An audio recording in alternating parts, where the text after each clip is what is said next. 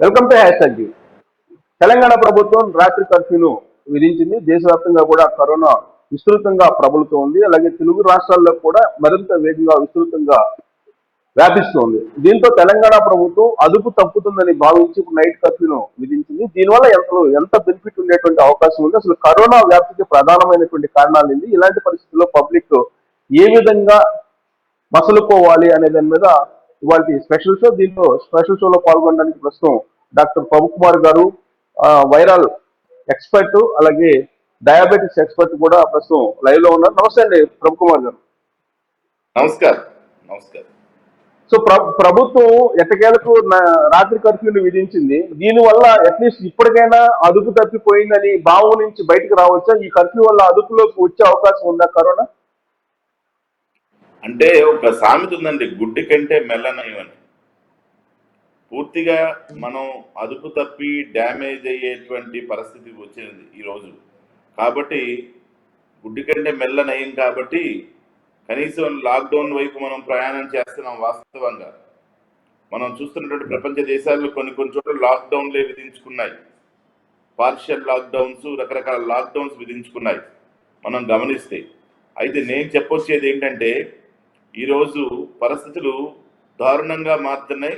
మారణ హోమం కనిపిస్తుంది. భయాతి భయంకరంగా ప్రజలు చనిపోతా ఉన్నారు అనేక ప్రదేశాల్లో. ఈ ఏదైతే రాత్రిపూట కర్ఫ్యూ అనేది చిన్నపాటి పార్షియల్ లాక్డౌన్ లాంటిదే. ప్రజలు ప్రస్తుతం గమనించాలి, స్వీయ నియంత్రణలోకి వెళ్ళాలి. స్వీయ నియంత్రణతోటి వాళ్ళంతటా వాళ్ళు, ఇక ప్రజలే ప్రభుత్వం, ప్రభుత్వమే ప్రజలు కాబట్టి ప్రజలు ఇప్పుడు ప్రభుత్వం గమనించింది, ఒక ఆలోచన వచ్చింది ప్రభుత్వానికి, తప్పకుండా మనం డ్యామేజ్ అయ్యేటట్టున్నాం, ఇంకా వదిలిపెడితే తెలంగాణ ఆంధ్ర రాష్ట్రాలు అల్లకల్లం అయ్యేటువంటి పరిస్థితి ఉంది. ఆల్రెడీ మహారాష్ట్ర చూస్తూ ఉన్నాం, గొప్ప శవాలని కాల్చుకుంటున్నారు. ఏదో మనం చలికాలం మనం మంటేసుకున్నట్టుగా డెడ్ బాడీస్ని మంటలేస్తున్నారు అక్కడ. కాబట్టి అటువంటి దీనహీన పరిస్థితి మనకి రాకూడదు అంటే ఈ నైట్ కర్ఫ్యూని స్వాగతించాలి. ఇది ఒక డేంజర్ బెల్కి సిగ్నల్గా, ఒక సిగ్నిఫికెన్స్గా మనం భావించవచ్చు. రాబోతున్నటువంటి విపత్తుని మనం గమనించాలనేటువంటి విషయాన్ని ప్రభుత్వం మనకు తెలియజేస్తున్నట్టుగా మనం గమనించాలి. ఈ పిల్లలు కానీ తిరిగే వాళ్ళు రాత్రిపూట, అసలు యాక్చువల్గా రాత్రిపూట జనాలు పెద్ద తిరగరు. ఏదో కొంతమంది కొన్ని గ్రూప్స్ ఆఫ్ పీపుల్ తప్పించి పెద్ద రాత్రులు తిరిగే వాళ్ళు ఉండరు. అదే నేను ఎందుకే చెప్పాను స్టార్టింగ్లోనే, గుడ్డి కంటే మెల్లనయమని. కాబట్టి ఏదో ఒకటి ముందు ఈ భయాన్ని, ఇది ఒక ప్రాబ్లం ఉంది, ఇది ఒక విషయం అని మనం చెప్పడానికి ప్రయత్నం చేస్తున్నాం. ప్రభుత్వం ఆ విషయం చెప్పడంలో సఫలీకృతం అయింది. ఈ పార్షియల్ లాక్డౌన్ కానివ్వండి, నైట్ కర్ఫ్యూ అని చెప్పడం ఒక రకంగా డేంజర్ బెల్స్ గంటిక మోగించింది ప్రభుత్వం. తర్వాత ప్రభుత్వం తప్పకుండా ఉక్కుపాదం మోపడానికి ఏం వెనుకాడదని నేను భావిస్తున్నాను. ఎందుకంటే గుడ్డికన్నా మెల్లమేల అన్నారు. ఇటీవల కాలంలో మీరు తెలంగాణ మెడికల్ డైరెక్టర్ శ్రీనివాస్ గారు అనౌన్స్ చేశారు ఏ సిచ్యువేషన్ లో ఉంది తెలంగాణలో అనేది. అలాగే ఏపీలో కూడా కేసులు ఎలా ఉన్నాయనేది మీకు కూడా తెలుసు. ఇంకొక వైపు వ్యాక్సిన్ పడుతుంది, మన వైపు హాస్పిటల్స్ లో బెడ్స్ లేవని అంటూ ఉన్నారు. ఇవన్నీ చూస్తే కనుక ఇప్పుడు యాజ్ ఆఫ్ నౌ మన కంట్రోల్లో ఉంది అనిపిస్తుందా ఒక ఎక్స్పర్ట్ గా మీకు? అంటే వాస్తవంగా ఇంకా మనకు కొంచెం సమయం ఉందండి, ఇంకొంచెం సమయం ఉంది. కాబట్టి ఈ సమయంలో మనం కొంచెం సీరియస్ గా వ్యవహారాన్ని తీసుకోగలగాలి. ఏదైతే విచ్చలవిడితనంగా తిరుగుతున్నామో ఆపేయగలగాలి. మాస్క్ ధరించడం, శానిటైజేషన్ చేసుకోవడం, భౌతిక దూరం. ఇప్పుడు ప్రజలకు అర్థమైపోయింది మనం జాగ్రత్త పడాలని, వాళ్ళు కూడా జాగ్రత్త పడుతున్నారు. ఈ డేంజర్ బెల్స్ కనిపిస్తూ ఉన్నాయి. ఇంకా మన కంట్రోల్ ఉందండి విషయం. ఇప్పటికీ still it is under control. ప్రభుత్వం కంట్రోల్లో ఇంకా ఉంది. ప్రభుత్వం తలుచుకుంటే 2 నిమిషాల్లో మళ్ళీ లాక్డౌన్ పెట్టేసి అందరినీ ఇళ్లలోకి పంపించగలదు. కానీ ప్రభుత్వం కొంచెం మంచితనంతో ఇంకా వ్యవహరిస్తుంది కాబట్టి ప్రజలు దాన్ని గమనించాలి. ఎందుకంటే కానీ ఒకటి సార్, ఇక్కడ మరొక అంశం ఇందాక మనం గమనించాల్సిన అంశం ఏంటంటే సార్, ఇప్పుడు ఆల్రెడీ నైట్ కర్ఫ్యూ అంటే 9 నుంచి ఎర్లీ మార్నింగ్ 5 దాకా పెట్టారు. మీరు అన్నట్టు ఆ టైంలో తిరిగే వాళ్ళు చాలా తక్కువ ఉంటారు. ఇంకొక వైపు ఏమో అసరుద్దీన్ ఓవైసీ అలాగే అక్బరుద్దీన్ ఓవైసీ మళ్ళీ ప్రభుత్వానికి ఒక విన్నపం చేశారు, మాకు 10 గంటల దాకా టైం ఇవ్వండి, మాకు రంజాన్ ఉంది కాబట్టి మేము వేడుకలు చేసుకోవాలని చెప్పి అంటున్నారు. ఇంకొక వైపు ఏమో ఎలక్షన్స్ జరుగుతున్నాయి, వరంగల్ ఖమ్మం, అలాగే 5 మున్సిపాలిటీలకు సంబంధించి ఇవన్నీ కూడా కంట్రోల్ చేసేటప్పుడు పద్ధతికి పడతాయి అంటారా ఈ కర్ఫ్యూ అనేది? అవునండి. అంటే ఇప్పుడు ఏమవుతుందంటే అండి, ఈ 5 రాష్ట్రాల ఎన్నికలు ఇవన్నీ కూడా ప్లస్ మనం ఇప్పుడు వీళ్ళ రంజాన్ని మనం కన్సిడర్ చేస్తే, మనం కన్సిడర్ చేయాల్సిన విషయాలు అనేకమైన విషయాలు ఉన్నాయండి. రంజాన్‌తో పాటుగా కుంభమేళా అంటారు వాళ్ళు వెంటనే. మనం రంజాన్ అంటే వాళ్ళు అవును. కుంభమేళా అంటారు. మీరు మొన్న కుంభమేళా చేసుకోలేదా? అంతమంది మరి మాస్కులు లేవు అవును. కదా! అంతటి గందరగోళం ఉంటది. సో, మనం గమనించాలి ఈ విషయాలు. ఈ కొంచెం సున్నితమైనటువంటి విషయాలు. ఇవి అవును. మనమందరం కూడా ఒక పద్ధతిగా, ఒక క్రమశిక్షణగా ఈ రోజు ఒక దగ్గరకు వచ్చి మాట్లాడాల్సిన విషయాలు. ఏ మత పెద్దలైతే ఉన్నారో అటు మన హైందవ సంప్రదాయానికి సంబంధించిన మత పెద్దలు కానివ్వండి, ఇటు ముస్లిం మత పెద్దలు కానివ్వండి, వీళ్ళందరూ కలిసి కూర్చొని ఒక డెసిషన్ తీసుకోవాల్సిన సమయం ఇది. ఇది మనం ఇప్పుడు బయటికి రంజాన్ చేసుకోవాలా, లేకపోతే క్రిస్మస్ చేసుకోవాలా, లేకపోతే ఇంకోటి చేసుకోవాలా అనేటువంటి సందర్భం కాదు. ఇది ఎంతో ఉమ్. బాధాకరమైనటువంటి సన్నివేశాలు. మనం రేపొద్దున వదిలేస్తే, ఇప్పుడు కనుక మనం సీరియస్గా తీసుకోకుండా వదిలేస్తే అనేకమైనటువంటి సమస్యల్లోకి మనం పడేటువంటి అవకాశం ఉంటుంది. అనేకమైన ఇబ్బందుల్లోకి మనం పడే అవకాశం ఉంటుంది. కాబట్టి దీన్ని వీళ్ళందరూ కూడా ప్రశ్నించుకొని ఇది మనం చేయొచ్చా చేయకూడదా అనేటువంటి అంశం పైన ఆలోచించాల్సిన సందర్భం ఇది. ఇప్పుడు ఇలాంటి సున్నితమైన విషయాల్లో మనం మతాలని, సాంప్రదాయాలని కనుక తీసుకుని వస్తే అనేకమైన సమస్యలు కొత్తవి ఉత్పన్నమవుతాయి, విస్ఫోటనం జరిగేటువంటి అవకాశం ఉంటుంది. కాబట్టి దీన్ని యా ఒకటే. చాలా కేర్ఫుల్ గా ఉమ్. మరొకటి సార్, ఇప్పుడు ఫస్ట్ ప్రజాస్వామ్యం వేవ్ అంటారు. కి సెకండ్ వేవ్ ఎన్నికలు కి ఇప్పుడు ప్రజాస్వామ్య పరీక్షలు ఏదైతే ఉన్నాయో, మాకు ఈ ప్రజాస్వామ్య పరీక్షలు చాలా ఇంపార్టెంట్ అంటారు ప్రభుత్వాలు కానివ్వండి, లేదు రాజకీయ నాయకులు కానివ్వండి. డెమోక్రసీ అంటారు. డెమోక్రసీ తన పని తను చేసుకెళ్ళాలంటారు. కానీ అసలు అందరూ బతుకుంటే కదా డెమోక్రసీ ఫాలో అవడానికి. ప్రజాస్వామ్య ఎన్నికలు చేసుకోవాలన్నా రేపు ఎవరిని పరిపాలిస్తారు, ఎవరు లేకపోతే ఎవరినెవరు పరిపాలించడానికి ఎవరు ఉండరు. అవును. సో ఫస్ట్ వేవ్ కి కాబట్టి సెకండ్ వేవ్ కి ఎగ్జాక్ట్ ఏంటి సార్ డిఫరెన్స్ ఏంటి? ట్రీట్మెంట్ లో కానీ ఫస్ట్ లేదంటే వేవ్ వ్యాధి లక్షణాల్లో కానీ? ఫస్ట్ వేవ్ మనకి ఒక ఒక నాలెడ్జ్ ఇచ్చిందండి. సెకండ్ వేవ్ లో ఎలా మీరు జాగ్రత్త పడాలని. మనం జాగ్రత్త పడలేదు. కోవిడ్ ఎలా ఉంటుంది, కోవిడ్ లక్షణాలు ఏ విధంగా ఉంటాయి, కోవిడ్ వైద్యం ఏంటి అనేది మనము గమనించాలి. దాని నుంచి పాఠాలు నేర్చుకోవాలి. ప్రపంచ దేశాల నుంచి మనం పాఠాలు నేర్చుకోవాలి. కోవిడ్ సంబంధించిన విషయాల్లో ప్రపంచం దగ్గర నుంచి మనం పాఠాలు నేర్చుకోవాల్సిన అవసరం ఉంది. మరి మొన్న మనం నేర్చుకున్నాము అంటే సరిగ్గా నేర్చుకోలేదు అనుకోవాలి. ఎందుకంటే మొన్న మనం కనుక ఫస్ట్ వేవ్ తర్వాత మనకి ఫస్ట్ వేవ్ ఇతర దేశాలు వచ్చిన తర్వాత మనకు వచ్చింది ఫస్ట్ వేవ్, తర్వాత సెకండ్ వేవ్ ఇతర దేశాలు వచ్చిన తర్వాత మనకు కూడా వచ్చింది సెకండ్ వేవ్. మరి ఈ సందర్భంలో వచ్చినటువంటి ఫస్ట్ వేవ్ ని బట్టి సెకండ్ వేవ్ ఏ విధంగా ఉందో మనం ఇతర దేశాల నుంచి మనకి మళ్ళీ వచ్చింది సెకండ్ వేవ్ కూడా. ఆ వచ్చినప్పుడు మనం ఏ విధంగా ముందు జాగ్రత్తలు తీసుకున్నాం, మనం ఏ విధంగా అది ఫేస్ చేయడానికి ఎటువంటి జాగ్రత్తలు తీసుకున్నామని అని ఆలోచిస్తే మనం సరిగ్గా జాగ్రత్తలు తీసుకోలేదు కాబట్టి ఈరోజు లక్షల్లో ఈ కేసులు చూస్తున్నాం. తీసుకుంటే ఈ లక్షల కేసులు వచ్చేయండి కాదు. అందుకనే ఆ స్ట్రిక్ట్ బోర్డర్ మీద ఉండాల్సినటువంటి రూల్స్ రెగ్యులేషన్స్ మనం సరిగ్గా పెట్టుకోలేదని అనుకోవచ్చు. పెట్టుకుని ఉంటే బాగుండేది. ఫస్ట్ వేవ్ కి సెకండ్ వేవ్ కి ట్రీట్మెంట్ విషయంలో డిఫరెన్స్ ఏంటి sir? Same treatment? Second wave కి ట్రీట్మెంట్ పార్ట్ దగ్గరికి వచ్చారంటే ఫస్ట్ వేవ్ లో మనం కొన్ని కొన్ని విషయాలు ఏదైతే మ్యూటేషన్స్ ఫామ్ అయినాయో కొన్ని నెంబర్స్ ఉన్నాయండి. మ్యూటేషన్స్ ఏదైతే ఒక 4 రకాల స్ట్రాంగ్ వేరియంట్స్ తయారైనాయో ఈ 4 రకాల స్ట్రాంగ్ వేరియంట్స్ ప్రమాదంగా తయారైనాయి.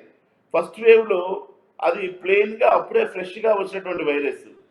సెకండ్ వేవ్ వచ్చేసరికి వైరస్ లో చాలా మ్యూటేషన్స్ ఫామ్ అయినాయి, స్ట్రాంగర్ మ్యూటేషన్స్ ఫామ్ అయినాయి. ఆ మ్యూటేషన్స్ లో ఫస్ట్ ఈ సెకండ్ వేవ్ లో వచ్చినటువంటి మ్యూటేషన్స్ ఎలాంటివంటే రకరకాల జాతులు కలిసి ఇంకా ఎక్కువ నెంబర్, నేను ఇప్పటి నుంచో చెప్తున్నాను, కొన్ని వేలు తయారై ఉంటాయని వాటిల్లో స్ట్రాంగర్ జనరేషన్స్ ఏవైతే చాలా స్ట్రాంగ్ గా ఉంటాయో అవి ఏం చేస్తున్నాయంటే ఫస్ట్ వేవ్ లో కాస్త సమయాన్ని ఇచ్చిలే మనకు, ఒక వారం 2 వారాలు పేషెంట్ ఆక్సిజన్ సాచురేషన్ పడిపోవడానికి. కానీ సెకండ్ వేవ్ లో త్వరితగతిన ఆక్సిజన్ సాచురేషన్స్ పడిపోవడానికి అవకాశం ఉంది. సెకండ్ వేవ్ లో ఈ ఈ ఈ ఈ పేషెంట్ కనీసం మనకు అక్కడ ఫస్ట్ వేవ్ లో టైం ఇచ్చాడు, సెకండ్ వేవ్ లో టైం ఇవ్వట్లా. టక టక టక టక తొందరగా సాచురేషన్స్ ఇప్పుడు రాత్రి 98 ఉంది, పొద్దున కల్లా 88 అయిపోతుంది. అందుకనే వైద్యులు వేగంగా పేషెంట్కి కావాల్సిన వైద్యాన్ని చేయగలగాలి. వ్యాప్తికి సంబంధించి ఫస్ట్ వేవ్ వరకు అయితే ఒక ఉపరితలం మీద ఏదైనా కానీ ఒక బేస్ చేసుకుని అది అటాక్ అవుతుంది ఈ అంటారు. కానీ సెకండ్ ఇప్పుడు వేవ్ ఏంటి ఎలా గాలి ద్వారా ఉందంటే అటాక్ అవుతుంది అంటున్నారు. 70% గాలి ద్వారా అటాక్ ఈ అవుతుంది రోజు అంటున్నారు. ఈ ఈ ఈ ఉన్నటువంటి కొత్త వేవ్ కొత్త మ్యూటేషన్స్, స్ట్రాంగర్ మ్యూటేషన్స్ ఏవైతే ఉన్నాయో అవి 70%, 70% వేగంగా విజృంభిస్తున్నాయి. వేగంగా ముందుకు వెళ్తుంది వైరస్. అత్యధికమైనటువంటి కేసులు ఇస్తున్నాయి. ఏది 70% ఈ ఈ ఈ వైరస్ 70% వేగంగా ముందుకు వెళ్తుంది. 70% అంటే ఇదివరకు ఒకళ్ళకి వస్తే ఇద్దరు ముగ్గురికి వచ్చేది. ఈ రోజు ఒక్కరికి వస్తే ఒకరి నుంచి 7-8 మంది వరకు ఈ వైరస్ స్ప్రెడ్ అయ్యేటువంటి అవకాశం కనపడుతోంది. సో 70-80 ఒక్క పర్సన్కి వస్తే 70% ఆఫ్ ద పాపులేషన్కి ఈ వైరస్ వచ్చేటువంటి అవకాశం ఉంది. కాబట్టి వ్యాప్తిలో స్పీడ్ ఉంది. ఇప్పుడు కమ్యూనిటీ స్ప్రెడ్ అయిపోయింది. ఇది కమ్యూనిటీ స్ప్రెడ్ అంటే 4th స్టేజ్. ఎవరి నుంచి ఎవరికి వెళ్ళింది, ఎక్కడ జరిగింది ఎవరికి తెలియదు. ఎందుకంటే ఇది గాలిలో వ్యాప్తి చెందుతుంది. ఎప్పుడైతే ఒక స్ప్లిట్, ఒక పర్సన్ నుంచి, ఒక వ్యాధిగ్రస్తు నుంచి, ఒక కోవిడ్ పర్సన్ నుంచి ఒక స్ప్లిట్ వచ్చిందో ఆ స్ప్లిట్ అందరికి ఈజీగా చేరుతుంది. అందరికీ ఒకసారి గాలిలో కలిసిందంటే అది చాలా దూరం ప్రయాణం చేసి అందరికీ చేరేటువంటి అవకాశం ఉంది. సో ఏజ్ గ్రూప్ సంబంధించి తీసుకుంటే కనుక ఏ ఏజ్ గ్రూప్ వాళ్ళకి ఎక్కువ అటాక్ అవుతుంది సార్ ఇది మీ అబ్జర్వేషన్ ప్రకారం? ఇది ఎవరైతే ఇమ్యూన్ కాంప్రమైజ్డ్ ఉంటారో, లైక్ డయాబెటీస్ కానివ్వండి, హైపర్ టెన్షన్ కానివ్వండి, హెచ్ఐవి కానివ్వండి, టీబీ కానివ్వండి, ఇలాగా కీమోథెరపీలు, క్యాన్సర్ పేషెంట్స్, ఎవరికైతే ఇమ్యూన్ రెస్పాన్స్ వీక్గా ఉంటుందో వాళ్ళ మీద ఈ వైరస్ ఎక్కువ దాడి చేసి ఎక్కువ ఇబ్బంది పెట్టే అవకాశం ఉంటుంది. ఇమీడియట్గా ఎప్పుడైతే ఈ వైరస్ వాళ్ళ మీదకి ప్రవేశిస్తుందో వాళ్ళ ఇమ్యూన్ సిస్టమ్ సిద్ధంగా లేకపోవడం వల్ల, అందుకనే మనం ఈ వ్యాక్సినేషన్ అంటుంటాం. వ్యాక్సినేషన్ చేస్తే ఇమ్యూన్ సిస్టమ్ తొందరగా యాక్టివ్గా పనిచేయడానికి అవకాశం ఉంటుంది. వ్యాక్సినేషన్ చేయించుకున్నప్పటికీ కూడా మళ్ళా వస్తుంది కరోనా అంటూ ఉన్నారు. అలాంటి వాళ్ళకి ఏం చెప్తారు? అంటే వ్యాక్సినేషన్ వేయించుకున్నా కానీ ఉపయోగం లేదనేటువంటి అభిప్రాయం వ్యక్తం చేస్తున్నారు. ఇప్పుడు రకరకాల వ్యాక్సిన్స్, కోవాక్సిన్ కానీ, కోవిషీల్డ్ కానీ, లేదంటే ఫైజర్ కానీ, ఇలా జాన్సన్ అండ్ జాన్సన్, ఈ రకరకాలు ఉన్నాయి కదా, వీటి మీద కూడా వేరియేషన్స్ ఉన్నాయి కదా, ఏది బెస్ట్, వాటిలో ఏ వ్యాక్సిన్ పోతే బెటర్ అంటారు? అంటే ఎక్కువ ఏంటంటే అండి, వ్యాక్సినేషన్ అనేది ప్రభుత్వం ఉచితంగా ఇస్తుంది కాబట్టి దాన్ని అందరం తీసుకోవాలి, ఒకటి. రెండు, ఈ వ్యాక్సినేషన్ అనే ప్రోగ్రాంలో ఏమవుతుందంటే పేషెంట్ అప్పుడు నాకు ఇప్పుడు చేసుకుంటే వచ్చింది కాదండి. యాక్చువల్గా ఈ వ్యాక్సిన్ మనం చేయించుకున్న తర్వాత ఒక 2 వారాల తర్వాత కానీ యాంటీబాడీస్ ఉత్పన్నం అవ్వవు మన దాంట్లో. ఈ లోపల కనుక మీకు కోవిడ్ వైరస్ కనుక అటాక్ అయితే, కోవిడ్ వైరస్ మీ శరీరంలోకి ఎంటర్ అయితే కనుక ఆ కోవిడ్ వైరస్ మీ మీద 2-3 రోజుల్లో ప్రభావం చూపి ఇంక్యుబేషన్ పీరియడ్ దాటుకున్నవి స్టార్ట్ అవుతుంది. అప్పుడు మీకు లక్షణాలు ఇవన్నీ కనపడతాయి. అయితే చాలామంది ఏమనుకుంటారంటే, నేను వ్యాక్సిన్ చేయించుకున్నాను కదా, వ్యాక్సిన్ చేయించుకున్నా కూడా నాకు కోవిడ్ వచ్చిందంట. ఆల్రెడీ మీరు చేయించుకునే ముందే మీకు ఆల్రెడీ కోవిడ్ ఎంటర్ అయిపోయింది బాడీలోకి. ఆ వ్యాక్సిన్ మీ శరీరంలోకి వెళ్ళిన తర్వాత, వెళ్ళకంటే ముందే మీకు ఆల్రెడీ కోవిడ్ వైరస్ ఎంటర్ అయింది మీ శరీరంలో. కాబట్టి మీకు వ్యాక్సిన్ వేయించుకున్నా కూడా పని చేయలేదు. ఎందుకంటే అది విండో పీరియడ్లో ఉంది మీరు వేయించుకునే టైంకి. తర్వాత కొంతమందికి జనరల్గా ఈ వ్యాక్సిన్ వేయించుకుంటే 14 రోజుల తర్వాత కానీ 14 నుంచి 21 రోజుల్లో యాంటీబాడీస్ ప్రొడక్షన్ స్టార్ట్ అవుద్ది. ఈ యాంటీబాడీస్ ప్రొడక్షన్ స్టార్ట్ అయ్యే వరకు మనం చాలా జాగ్రత్తగా ఉండాలి. అంటే ఆ యాంటీబాడీస్ వచ్చినాయి కదా అని తర్వాత కూడా ఈ మాస్క్ తీసేసి శానిటైజర్ చేసుకోకుండా భౌతిక దూరం పాటించకుండా ఉండలేము. ఎందుకంటే ఈ ఈ మీరు 14 రోజులు తర్వాత యాంటీబాడీస్ తయారవుతాయి. ఈ లోపల మళ్ళీ మీకు ఆ 14 రోజుల లోపల రావచ్చు. ఆ తర్వాత కూడా మీకు బూస్టర్ డోస్ రావాలి. రెండోది, పూర్తిగా మీకు ఇమ్యూనిటీ డెవలప్ అవ్వడానికి. ఒక్కొక్కసారి వైరల్ లోడ్ ఎక్కువ శాతంలో వైరల్ లోడ్ కనుక మీ శరీరంలోకి ఎంటర్ అయితే మీరు వ్యాక్సిన్ చేయించుకున్నా కూడా మీ మీద కోవిడ్ దాడి చేయొచ్చు. కోవిడ్ దాడి చేసినప్పటికీ కూడాను మనలోని శక్తి, ఇమ్యూనిటీ కొంత ఎక్కువ పనిచేసి వ్యాక్సిన్ చేసుకోవడం వల్ల ఏదైతే ఐసీయూ వరకు వెళ్ళాలో మీరు ఐసీయూ వరకు వెళ్లకుండా కాస్త చిన్నపాటి లక్షణాలతోటి కొంచెం మందులు వాడుకుంటే తగ్గే విధంగా కూడా ఉండే అవకాశం ఉంటుంది. సార్ మీరు ఎలాగో మీరు షుగర్ కి సంబంధించి ట్రీట్మెంట్ చేస్తున్నారు, కానీ డయాబెటీస్ కి సంబంధించి మీ దగ్గరకు వస్తున్నటువంటి వాళ్ళల్లో రికవరీ పర్సంటేజ్ ఎలా ఉంటుంది సార్ కోవిడ్ కి సంబంధించి? అంటే మనం ఎర్లీగా ట్రీట్మెంట్ స్టార్ట్ చేస్తామండి. మనకు ముందుగానే కోవిడ్ గురించి పూర్తిగా చాలా వరకు కేసులు చూస్తున్నాం, కొన్ని చూసాం. కాబట్టి ఇప్పటి వరకు మనం ఏంటంటే ఆ కోవిడ్ కేసుల్ని చాలా కేర్ఫుల్ గా ఎవరికైతే ఇమ్యూన్ కాంప్రమైజ్డ్ పేషెంట్స్ ఉన్నారో వాళ్ళకి ఎక్కువ కాన్సన్ట్రేట్ చేసి వైద్యం అందిస్తాము. ఎక్కువ కాన్సన్ట్రేట్ చేసి వాళ్ళకి వైద్యం అందించడం వల్ల ఈ డయాబెటీస్ ఉన్నటువంటి వాళ్ళు త్వరగా బ్యాడ్ స్టేజ్ లోకి వెళ్ళే అవకాశం ఉంటుంది. అందుకనే వాళ్ళని రెగ్యులర్ గా మానిటర్ చేసుకుంటా ఉండాలి, రెగ్యులర్ గా వాళ్ళ సాచురేషన్ SpO2 చూస్తూ ఉండాలి, అనేకమైనటువంటి విషయాలు మనం గమనిస్తూ ఉండాలి. ఎప్పుడైతే మనకి పేషెంట్స్ లో డయాబెటీస్ కానివ్వండి, హైపర్ టెన్షన్ కానివ్వండి, ఇతర ఇమ్యూనో కాంప్రమైజ్ డిసీజ్ ఏమైనా ఉన్నాయంటే ఎక్కువ జాగ్రత్తగా ఉండాలి. ఇప్పుడు ఇంత వైద్యం అందించినప్పటికి కూడా పోయిన సంవత్సరం మేము చేసిన కేసుల్లో ఈ 2000లో కనీసం 20-25 హాస్పిటలైజ్ అయ్యారు. దీంట్లో ఎక్కువ శాతం మంది డయాబెటీస్ పేషెంట్సే ICU పాలైంది. అప్పటికి మనం మంచి వైద్యం అందించిన తర్వాత, నాణ్యమైనటువంటి నైపుణ్యమైన వైద్యం అందించిన తర్వాత కూడా కొన్ని సందర్భాల్లో వారు ICU పాలవాల్సిన అవసరం ఏర్పడింది. కాబట్టి కొంతలో కొంత డయాబెటీస్ ఉన్నటువంటి వాళ్ళు, ఎందుకంటే మనం స్టిరాయిడ్స్ కూడా ఇస్తాం కాబట్టి స్టిరాయిడ్స్ ఇవ్వడం వల్ల మన షుగర్స్ పెరుగుతాయి, వాళ్ళు కంట్రోల్ షుగర్స్గా మారుతాయి. కాబట్టి అటు షుగర్స్ని బ్యాలెన్స్ చేసుకోవాలి, పెరిగినటువంటి షుగర్స్ని కంట్రోల్ చేసుకోవాలి. ఈ విధంగా ఒక ప్లాన్డ్ ట్రీట్మెంట్ చేసుకోగలగాలి. సో ఇప్పటికిప్పుడైతే వ్యాక్సిన్స్ అందరికి ఇచ్చేటువంటి పరిస్థితి లేదు. 45 నుంచి 50 సంవత్సరాల వాళ్ళకి కూడా ఇంకా పూర్తి కాలేదు. చాలా మందికి వ్యాక్సిన్ ఇవ్వాలి. ఒకవేళ వ్యాక్సిన్ ఇచ్చినా మీరు చెప్తున్న దాని ప్రకారం 3 వీక్స్ తర్వాత అది పనిచేసేటువంటి అవకాశం ఉంది. ఇప్పుడేమో రాత్రి కర్ఫ్యూ పెట్టారు. ఒకవైపు ఏమో బార్ అండ్ రెస్టారెంట్ కి పర్మిషన్ ఇస్తున్నారు. 8 o'clock వరకు వాళ్ళు షోస్ చేసుకోవచ్చు, బార్ అండ్ రెస్టారెంట్ ఉంటాయి. వీటి వల్ల మీరు గాల్లోనే స్ప్రెడ్ అవుతుందని భయపడుతున్నటువంటి ప్రస్తుత పరిస్థితుల్లో వీటి వల్ల మరింత స్ప్రెడ్ అయ్యే అవకాశం తప్పకుండా స్ప్రెడ్ అయ్యే అవకాశాలు ఉంటాయండి. ఇప్పుడు ఏవైతే పబ్లిక్ గ్యాదరింగ్స్ ఎక్కడైతే ఉంటాయో, భౌతిక దూరం పాటించరు, అది ఏ ప్రోగ్రామ్ అన్నా కానివ్వండి, ఎలక్షన్ ర్యాలీస్ కానివ్వండి, ఈ పబ్లిక్స్ కానివ్వండి, బార్లు కానివ్వండి. అందుకే కదా మన స్కూల్లో పరీక్షలు రద్దు చేసుకుని స్కూల్ పిల్లలందరినీ ఇళ్లలో ఉండమని చెప్తుంది. అందుకే కదండి, మేజర్ కారణం అదేగా. మనం చూసేది ఎందుకు వాళ్ళ స్కూల్ పిల్లలకి స్కూల్ ఎగ్జామ్స్ అందరూ ఉదయం చేరతారనే కదా. మరి బార్స్ పబ్బుల్లో ఆ భౌతిక దూరం పాటించేటట్టు, సినిమా హాల్లో భౌతిక దూరం పాటించేటట్టుగా, అందులో సినిమా హాల్ ముఖ్యంగా లోపల అందరూ ఒకే దగ్గర చేరి అది హాఫ్ సీటింగ్ కానివ్వండి, దాంట్లో ఒకటికి వైరస్ ఉన్న గాల్లో వ్యాప్తి చెందే అవకాశం ఉంది.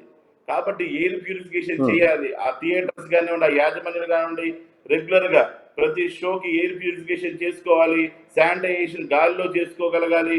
ఆ స్పెషల్ లిక్విడ్స్ ఉంటాయి, సోడియం క్లోరైడ్ లిక్విడ్స్, ఆ లిక్విడ్స్ వాడుకొని గాల్లో క్లీనింగ్ చేసుకోవాలి, సీట్లు క్లీనింగ్ చేసుకోవాలి. ఎంతో జాగ్రత్తలు తీసుకుంటే కానీ అటువంటివన్నీ మనం తెరిచి ఉంచలేదు వాస్తవ రూపంలో చూస్తే. మరి ప్రభుత్వాలు ఏ విధంగా దాని వైపు చూస్తాయని మనం వేచి చూడాలి. సార్, ఒకవైపు మహారాష్ట్ర చూస్తున్నాం, ఇంకొక వైపు ఉత్తరప్రదేశ్ చూస్తున్నాం, ఇంకొక వైపు ఢిల్లీ చూస్తున్నాం. ఈ పరిణామాలన్నీ చేదాటిపోయినాయి ఆ రాష్ట్రాల్లో. అయితే ఇప్పుడు తెలంగాణ ప్రభుత్వం కొంతవరకు రాత్రిపూట కర్ఫ్యూ పెట్టింది. ఏపీ ప్రభుత్వం ఇంకా ఆ నిర్ణయం కూడా తీసుకోలేనటువంటి ప్రస్తుత పరిస్థితి. మీరు ఒక మెడికల్ ఎక్స్పర్ట్ గా కంప్లీట్ లాక్డౌన్ లాస్ట్ టైం ఏ విధంగా అయితే పెట్టారో ఆ విధంగా పెడితేనే ఇది అదుపు చేయగలం అంటారా, లేదంటే చేదాటిపోతుంది అని అంటారా? ఇప్పుడు ఇవన్నీ కూడా ప్రభుత్వ పాలసీ మ్యాటర్స్ అండి. ఇప్పుడు మనం లాక్డౌన్, ఇప్పుడు అందుకనే మనకు రేపు అవసరమైతే ప్రభుత్వం కఠినంగా మార్చు, చెప్పలేదు. ప్రభుత్వం కూడా దాన్ని ఎఫెక్టివ్గా యాక్టివ్గా తీసుకొని, ఇప్పుడు ఇది మనకు ఓన్లీ లాస్ట్ టైం కూడా మనకు లాక్డౌన్ పెట్టే ముందు 2-3 సందర్భాలు చూపించారు, ఇది శాంపుల్ అని చెప్పి. అట్లాగా ఇప్పుడు కూడా ఈ నైట్ కర్ఫ్యూ లాంటివన్నీ కూడా డేంజర్ బెల్స్కి మనకి ఒక సిగ్నల్ గా భావించవచ్చు. వాళ్ళు ప్రభుత్వం పాలసీ మ్యాటర్ కాబట్టి తప్పకుండా ప్రభుత్వం అన్ని కన్సిడర్ చేస్తుంది. అంటే మనం ఒక కోణంలో చూడొచ్చు, మేము మెడికల్ ఎక్స్పర్ట్స్ గా లాక్డౌన్ చేస్తే మంచిది, ఈ రోజు ప్రస్తుతం పరిస్థితులు బాగాలేవు, అందరూ ఇళ్లలో ఆగితే మంచిది అని చూడొచ్చు. కానీ ప్రభుత్వం పెద్ద చేతులు కాబట్టి అనేకమైన విషయాలను ఆలోచిస్తుంది. ఆర్థికపరమైన విషయాలు, మరి ఇంకా సంస్థాగతమైన విషయాలు, ఎన్నికలు, అనేకమైనటువంటి విషయాలు ప్రభుత్వం కన్సిడర్ చేసిన తర్వాత వాళ్ళకు ఉన్నటువంటి వైద్య సలహా, పబ్లిక్ హెల్త్ డైరెక్టర్స్ వీళ్ళందరూ కూర్చొని, మరి సీనియర్ మోస్ట్ హెల్త్ సెక్రటరీస్, 30-40 సంవత్సరాల అనుభవకులు ఉంటారు దాంట్లో, ప్రభుత్వ క్యాబినెట్ లో వాళ్ళందరూ కూడా కూర్చొని వాటి మీద తీవ్రంగా కూలంకషంగా డిస్కస్ చేసి ఒక డెసిషన్ తీసుకుంటారు. అయితే నేను అనుకోవటం, మనం ఒకవేళ ఈ నైట్ కర్ఫ్యూని బాగా స్థిరంగా చేస్తూ, అట్లాగే నైట్ కర్ఫ్యూతో పాటుగా మార్నింగ్ పూట మనం చేయాల్సిన జాగ్రత్తలు, శానిటైజేషన్ కానివ్వండి, మాస్క్ ధరించడం కానివ్వండి, భౌతిక దూరం పాటించడం కానివ్వండి, ఇవన్నీ కూడా జాగ్రత్తగా మనం జాగ్రత్త పడితే చాలా వరకు మరి కంట్రోల్ చేయొచ్చు. ప్లస్ ప్రజలు ముందు దీన్ని సీరియస్గా తీసుకోవాలి. ప్రజలు ఇప్పటిదాకా జరిగేటువంటి విషయాలు చూస్తున్నాం. ఇబ్బందులు పడుతున్నాం. నాకు తెలిసి ఇప్పటికి ప్రజలు కూడా భయాందోళనలు స్టార్ట్ అయి ఉంటాయి. చాలా మంది బెడ్ల కోసం, ఆక్సిజన్ కోసం నానా తిప్పలు పడుతున్నారు. మరి వాళ్ళు ఇప్పుడు ఇమీడియట్ గా నాకు తెలిసి ప్రజలు కూడా భయాందోళనకు గురయ్యి మనం బయటికి రాకూడదు, జాగ్రత్త పడాలి, లాక్డౌన్. నేనైతే మా మటుకు మా ఇంటి దగ్గర అందరికీ లాక్డౌన్ చేసేసానండి, సెల్ఫ్ లాక్డౌన్. మా ఇంట్లో అందరూ లాక్డౌన్ గురవుతున్నారు, లాక్డౌన్ లో ఉన్నారు ఆల్రెడీ. ఎందుకంటే బయటకు ఎవరు రాకుండా ఓన్లీ నేను బయటకు వస్తాను, నా అంతా నా గది అని సపరేట్ పెట్టుకున్నాను. సో అటువంటి జాగ్రత్తలు మనం తీసుకుంటున్నామని నేను అనుకుంటున్నాను, ప్రజలు కూడా అలా తీసుకుంటారని భావిస్తున్నాను. ఒకవేళ ప్రభుత్వం లాక్డౌన్ పెట్టాల్సి వస్తే దాన్ని మనం శిరసావహించాలి, తప్పదు. అలాంటి ప్రయాణం ప్రభుత్వం కూడా చేయొచ్చు. లాక్డౌన్ చేస్తే బాగుంటాయి అటువంటి అంశాలు కూడా ప్రభుత్వం దగ్గర ఉండుండొచ్చు. లాక్డౌన్ కూడా ప్రభుత్వం చేయొచ్చు. దానికి వచ్చేటువంటి ఎక్స్పర్ట్ అడ్వైజర్లను బట్టి ప్రభుత్వం ఎంతో మంది ప్రభుత్వానికి అడ్వైజర్ ఇస్తుంటారు, వాళ్ళందరినీ ఎక్స్పర్ట్ అడ్వైజ్ తీసుకొని కేంద్రం కూడా అడ్వైజర్ ఇస్తూ ఉంటుంది. అన్ని అడ్వైజర్లు తీసుకొని ప్రభుత్వం డెసిషన్ తీసుకుంటుంది. గత 4 రోజుల నుంచి చూస్తుంటే కనుక మీరు ఒక పానిక్ సిచ్యువేషన్, ఈ పానిక్ సిచ్యువేషన్ లో ఏదైనా చిన్న సింటమ్స్, జలుబు చేసినా, లేదంటే నార్మల్ కాఫ్ వచ్చినా, లేదంటే జనరల్ గా వచ్చేటువంటి జ్వరం వచ్చినా కానీ కరోనా ఏమో అలా, అసలు ఏ స్టేజ్ లో కరోనాని భావించాలి మనం? ఇప్పుడు మనకి ముఖ్యంగా అంటే కోవిడ్ అని మనం భావించాలి అంటే మీకు ఈ రోజుల్లో వేరేది ఇంకేం లేదండి. జలుబు, దగ్గు, జ్వరం వచ్చినా, తీవ్రమైనటువంటి ఒళ్ళు నొప్పులు వచ్చినా, తీవ్రమైనటువంటి అస్వస్థతకు గురైనా, ఒళ్ళు నొప్పులు వచ్చినా, తలకాయ నొప్పి వచ్చినా, ఇవన్నీ తీవ్రంగా వస్తాయి. ఫస్ట్ వేవ్ లో ఉన్న లక్షణాలు ఒక రకంగా ఉంటే, సెకండ్ వేవ్ లో అవి రెట్టింపుగా ఉంటున్నాయి. జ్వరం విపరీతంగా వస్తుంది, నీరసం విపరీతంగా వస్తుంది, తలనొప్పి విపరీతంగా వస్తుంది. బాగా స్టేజ్ దాటిపోయినటువంటి లక్షణాలన్నీ మనకు కనపడుతున్నాయి ఈ కోవిడ్ లో, ఈ సెకండ్ వేవ్ లో. కాబట్టి మీకు కొంచెం జ్వరము, కొంచెం అనీజినెస్, ఏమాత్రం కొన్ని ఇబ్బందులు కనుక ఉంటే ఇమ్మీడియట్ గా మీరు మినిమం ట్రీట్మెంట్ తీసుకోవాల్సిన అవసరం ఉంటుంది. మాక్సిమం ఇలాంటి లక్షణాలన్నీ కోవిడ్ పాజిటివ్ కేసెస్ లోనే ఉంటాయి. ఫీవర్ అన్కంట్రోల్డ్ గా ఫీవర్. ఇంకోటి, ఈ సెకండ్ వేవ్ లో ఉన్నటువంటి ప్రత్యేకమైన డిఫరెన్స్ ఏంటంటే మనకి ఈ టెస్టుల్లో దొరకట్ల కోవిడ్ 19 ఉన్నటువంటి ఆర్టీపీసీఆర్ పరీక్షల్లో మనకి ఈ జబ్బు దొరకటం లేదు. కాబట్టి మనం గమనించాల్సింది ఏంటంటే ఈ ఆర్టీపీసీఆర్లో ఈ పరీక్ష దొరకట్లేదు కాబట్టి మనకి 4-5 రోజులు పోయిన తర్వాత, వారం 10 రోజులు పరీక్షలు తెలుస్తుంది ఇది పాజిటివ్ అని, నెగిటివ్ అని.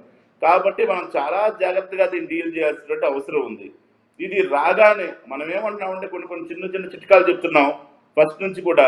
సాల్ట్ వాటర్ గాగ్లింగ్, పుక్కలించడం సాల్ట్ వాటర్ తోటి, కొంచెం గొంతు బాగలేకపోయినా, కొంచెం అనీజీగా ఉన్న సాల్ట్ వాటర్ని పుక్కలించడం. అట్లాగే సాల్ట్ వాటర్తో పుక్కలించడం కాబట్టి బెటడిన్ అనేటువంటి సొల్యూషన్తో, గ్రామీణ ప్రాంతాల్లో ఉప్పు నీళ్ళతోటి సాల్ట్ గాగ్లింగ్ చేసుకోవచ్చు.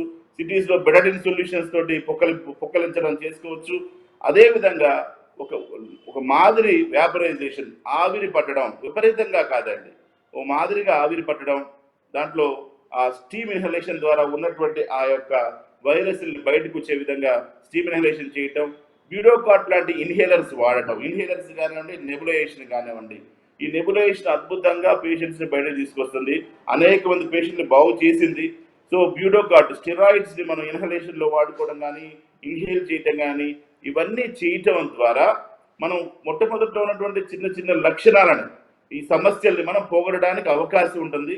ఆ విధంగా మనం ప్రయాణం చేయాలి. ఎప్పుడైతే మనకి చిన్న లక్షణాలు, గొంతు నొప్పి, తలకాయ నొప్పి ఇలాంటివి కనిపిస్తున్నాయో, డోలో 60 లాంటి ట్యాబ్లెట్ కానివ్వండి, తర్వాత ఇంకొన్ని వైద్యుల పర్యవేక్షణలోనే టెలికన్సల్టేషన్స్, హోమ్ క్వారంటైన్ కన్సల్టేషన్స్ తీసుకొని, మేము హోమ్ క్వారంటైన్ కన్సల్టేషన్ చాలా రోజులు ఇస్తున్నాం, టెలికన్సల్టేషన్స్ ఇస్తున్నాం. కాబట్టి పేషెంట్స్ ఏం చేయాలంటే పారాసిటమాల్ ట్యాబ్లెట్ కానివ్వండి, క్యాప్సూల్, డాక్సీ అని ఉంటుంది, ఇవన్నీ డాక్టర్ల పర్యవేక్షణలు వేసుకోవాలి. డాక్సీ పొద్దున సాయంత్రం, ఐవర్మెక్టిన్ పొద్దున్నే ఒక ట్యాబ్లెట్ మొంగడుకోగానే వేసుకోవటం. ఇంకా విటమిన్ డి 60K వారానికి కూడా 8 వారాలు, B complex, Limcee, vitamin C tablets, ఇవన్నీ కూడా సపోర్ట్ ట్రీట్మెంట్ తీసుకోవాలి. సో ఈ సింప్టమ్స్ కనిపించిన వెంటనే మైల్డ్, మోడరేట్, సివియర్ 3 కండిషన్స్ ఉంటాయండి. ముఖ్యంగా మనం మైల్డ్, మోడరేట్, కొంచెం సివియర్ పార్ట్ వరకు కూడా ఇంట్లోనే వైద్యం చేసుకోవచ్చు, హోమ్ క్వారంటైన్ లో చేసుకోవచ్చు. మనం పల్స్ ఆక్సిమీటర్ పెట్టుకుంటే, పల్స్ ఆక్సిమీటర్ లో 95 పైన కనుక ఆక్సిజన్ లెవెల్స్ ఉంటే మీరు ఎటువంటి ఇబ్బంది పడాల్సిన అవసరం లేదు. 95 పైన సేపు మీకు ఎటువంటి నష్టం లేదు, మీ ఆరోగ్యం బాగున్నట్టే. జాగ్రత్తగా మీరు చేస్తున్నటువంటి మందులన్నీ తీసుకోవటం. తర్వాత 95 కంటే తక్కువ ఉంటే మీరు మైల్డ్ టు మోడరేట్ లోకి వెళ్తున్నట్టు. 93, 94, 95 ఇది మైల్డ్ కండిషన్. 93 నుంచి మోడరేట్ కండిషను. 90 కిందకు వస్తే severe condition. So severe condition 85, 84 లాంటి కండిషన్ తప్పకుండా ఆక్సిజన్ సపోర్ట్ ఉండాలి. స్టెరాయిడ్, దీంట్లో మేజర్ ట్రీట్మెంట్ ఇచ్చేది స్టెరాయిడ్, కొంచెం యాంటీబయోటిక్స్, కొంత యాంటీవైరల్ డ్రగ్స్ ఇవన్నీ ఇస్తాం. కాబట్టి అవసరమైన దగ్గర ప్లాస్మా థెరపీ వాడుకుంటాం. ఇలాగ అనేకమైన విషయాలని ట్రీట్మెంట్లో పొందుపరుస్తాం. కానీ main line of treatment steroids, blood thinners మేము వాడుతూ ఉంటాం. కాబట్టి ఆ రకంగా వైద్యం చేసుకోవాలి.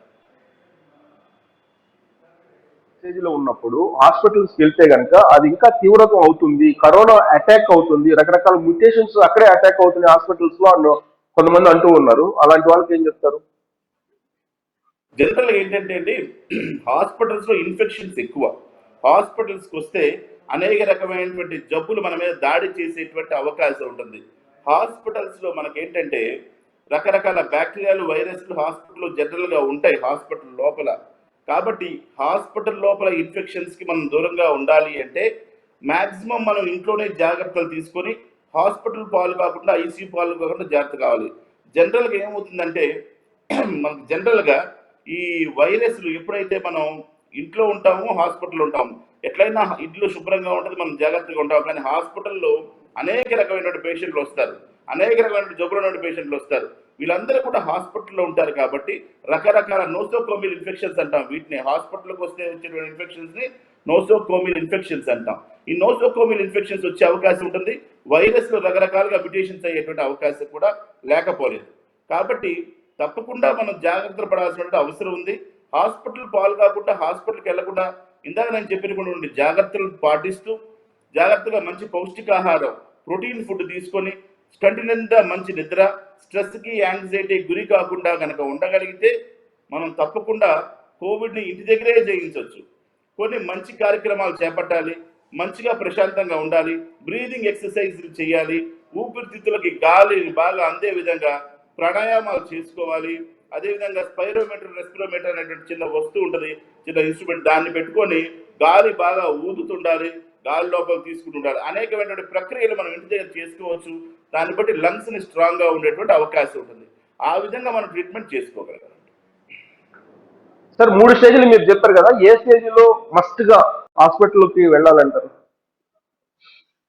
ఎప్పుడైతే శరీరంలో ఆక్సిజన్ శాతం బాగా తగ్గిపోయింది, 90 కంటే కిందకి వస్తుంది, మనం ఎంత ప్రయత్నం చేసినా నెబులైజేషన్ ద్వారా కానీ ఇతర పద్ధతుల ద్వారా కానీ మీకు ఇది పెరగట్లేదు, ఆక్సిజన్ మన SpO2 శాచురేషన్స్ పెరగట్లేదు అన్నప్పుడు ఇంట్లో కూడా ఆక్సిజన్, ఈరోజు ఆక్సిజన్ సిలిండర్లు, కొంతమంది ట్రస్టుల వాళ్ళు కూడా ఆక్సిజన్ కాన్సన్ట్రేట్ మిషన్లను ఇస్తున్నారు.